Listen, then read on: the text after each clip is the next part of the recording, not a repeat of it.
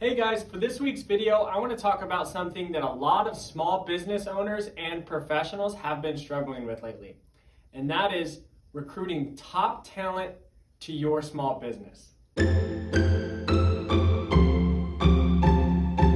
Now, I have had a lot of experience and success in this subject area, so I feel qualified to talk about this. Quick story. Before I started Direction Desk, I worked for my family's structural steel company in Lancaster, California. Now, first off, if you've never heard of Lancaster, California, you're not alone. It's not a destination spot. It's in the high desert, not very pretty, high crime rates, and extreme shortage for nice restaurants, cool shops, and stuff that make people want to live there. Second off, structural steel is not that sexy of an industry anymore. In fact, every trade show or event conference we went to, everyone just wanted to talk about how hard it was to get top talent to come work for their structural steel company. But given those 2 points, I was still able to grow McWhorter Steel from a team of 8 employees to around 80 employees in just 4 years. And revenue grew by the same factor, so you know it was productive, producing employees.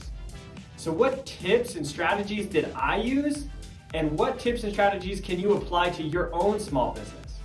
So the first tip is actually a mindset, really. And the mindset is that we're not only competing for customers, we're also competing for talent.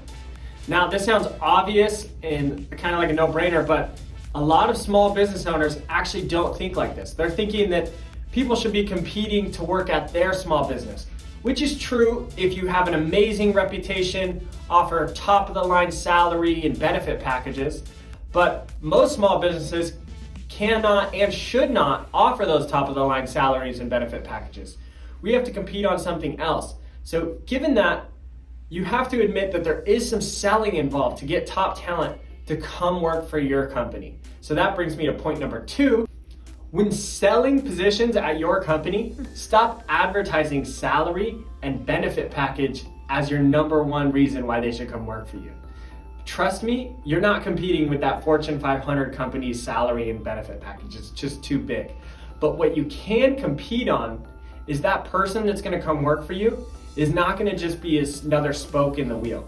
They're gonna have input on high-level decisions, the strategic direction of the company, and they get to learn so much more about business. In large companies, way too often people get segmented into these hyper-specific roles where they don't get to learn anything besides those little tasks that they do. For example, think of an account manager at a huge company. Oftentimes this person doesn't get to get involved in accounting at all, no new business or sales. They're just preparing reports for this account that they have, making Excel sheets all day. And at a small company, if you're in that same position, say a project manager at a small company, you're gonna get involved in accounting. You're gonna get involved in new business development, sales, and even, like I said earlier, some strategic direction to handling those accounts and growing the business. This second point is so critical. In fact, in my time at McWhorter Steel, most of the talent I was able to recruit came for this exact reason. They wanted to be involved in this growing of a smaller company where they would have way more input and contribution. So the third tip, maybe you can't compete on salary, benefit, and workspace, but you can get creative with these offerings to make your place of business more attractive to work at. You can create your own little Google mini campus at your place of work for not as much money as you think. At McWhorter Steel, we of course outfitted every workstation with ergonomic and modern furniture like standing desks and monitor arms. And that was huge for the attractiveness of working at that company. Another thing, we did Hawaiian t-shirt Fridays, every Friday. That made it fun. Another Google-esque thing, we had weekly coffee catering. We had a coffee cart come in and give everyone free lattes once a week. And a big thing, guys, we had 0 benefits for 3 out of those 4 years. No dental, no medical, no 401k, nothing. I'll admit, this was a pretty hard sell, but it just goes to prove that it's totally possible that you don't need those things to recruit top-level talent.